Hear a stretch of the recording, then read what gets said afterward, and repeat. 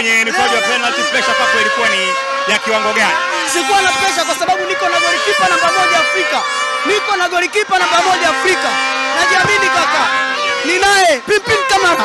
Pengine inaashiria nini kwenye mechi ambazo mnahitaji kuzicheza zikiwemo zile mbili za nusu finali? Mimi sina la kuongea la ziada, ila tunajipanga kila game, tunajipanga kulingana na mechi. Yes.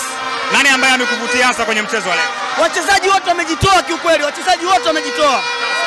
Wamejitoa kimchezo. Kila mtu kajitoa kwa nafasi yake, kila mtu kapambana kwa wakati wake. Wakati unaona mnaenda half time kwa goli mbili, pengine ulitegemea kama ngoma ingeenda hadi kwenye mikwaju ya penalty? Nilikuwa nalijua mapema kwamba lazima tumalizane nao mapema kabla ya kipindi cha kwanza. Lakini baada ya kuona mambo yamekuwa magumu kipindi cha kwanza, nikajipa matumaini kwa sababu nilikuwa na golikipa bora kaka. Sikuwa na wasiwasi kwa chochote. Nilikuwa na golikipa bora na uhakika kwa wakati wote na malizana. Hii ni Simba kaka.